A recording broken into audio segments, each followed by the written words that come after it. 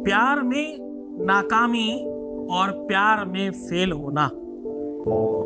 जीवन में ये भी एक इंटरव्यू है, कब और कैसे किस प्रकार हम अपने प्रेम में विजयी हो सकते हैं। क्यों हम हार गए हैं, क्यों हमारा प्यार हमसे दूर हो गया है, क्या वो कारण है जिस वजह से रिश्ते में हम फेल हो गए, क्या वो कारण है जिस वजह से संबंधों में हमारे नंबर कम हैं, क्या वो रीजन है जिस वजह से रिश्ते हमारे कंटिन्यू प्रॉपर अच्छे नहीं चल पाते। सिर्फ 2 मिनट में इसको ठीक करने का साधन, और 2 मिनट में ठीक करने का साधन में आज आपको हम कह रहे हैं, ध्यान से समझना। आज आपको 7 गेहूं के दानों से ये सब कुछ संभव हो सकता है। जानिए पूरा विश्लेषण।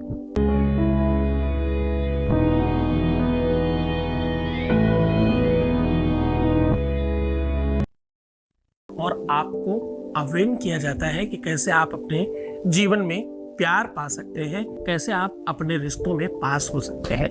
हाँ, आज मैं कह रहा हूं कि रिश्तों में हम कैसे पास हो जाए।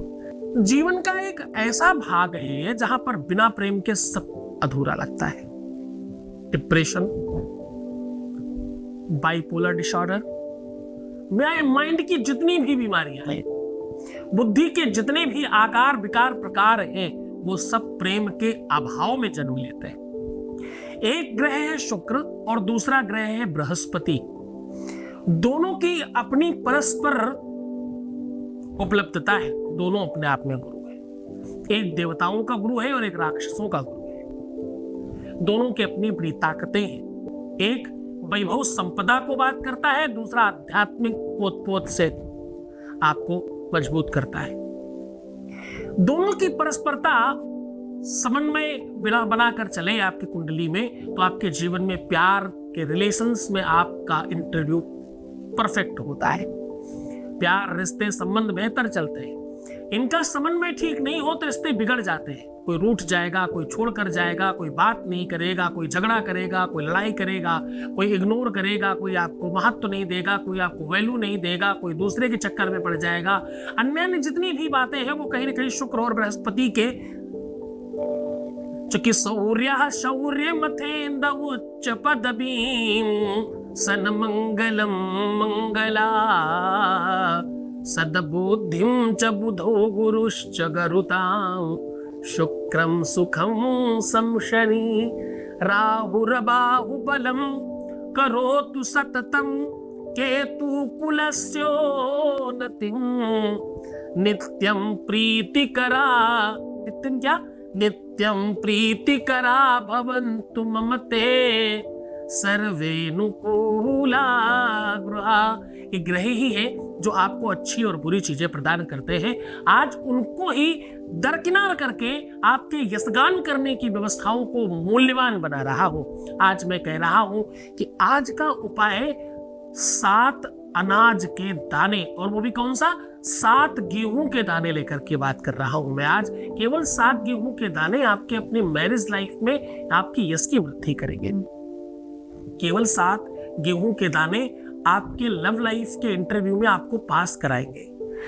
केवल 7 गेहूं के दाने आपके अपने रिलेशनशिप में, रिश्तों में, संबंधों में मधुरता के नंबर बढ़ा देंगे। 7 गेहूं के दाने आपके अपने जीवन में श्रेष्ठता को ही नहीं, मधुरता को ही नहीं, रिश्तों को सुधारने का ही काम नहीं, केवल और केवल रिश्तों को बेहतर करने का ही नहीं, केवल दूर गए व्यक्ति को पास लाने का ही काम नहीं, केवल और केवल शादी बचाने का ही नहीं, केवल और केवल परिवार को बहुत बेहतर कर देने का ही नहीं, केवल घर में सुख समृद्धि भर देने का ही नहीं। अनेकों कई एक काम है, चाहे वो सरकारी नौकरी हो, चाहे करियर हो, चाहे जहां पर आपकी अपनी श्रेष्ठता की बात है, जहां पर यशगान करने की बात है, वहां पर गेहूं के 7 दाने सबसे ज्यादा काम आते हैं। यकीन मानिए, सूर्य का जो धान्य है वो गेहूं है।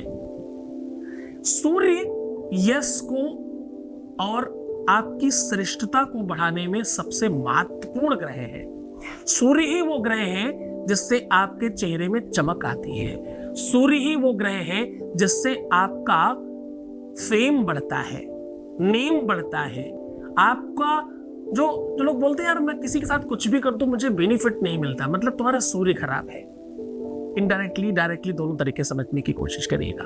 तो जिनको कर्म का समुचित फल नहीं मिलता यानी क्रेडिट नहीं मिलता, उनके लिए सूर्य स्ट्रॉन्ग करना यानी ये 7 गेहूं के दानों वाला उपाय करना बहुत महत्वपूर्ण है। उनको बड़ा बेनिफिट मिलने वाला है इससे।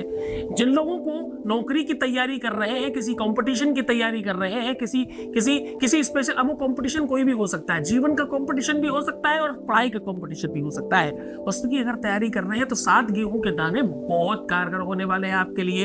अब महत्वपूर्ण तरीके से समझने का प्रयत्न करना कि ये जो आज आपको उपाय उड़ेल रहे हैं आपके ऊपर, ये सामान्य नहीं है। आज हम जो ये आपको बात कह रहे हैं ये छोटी बात नहीं है।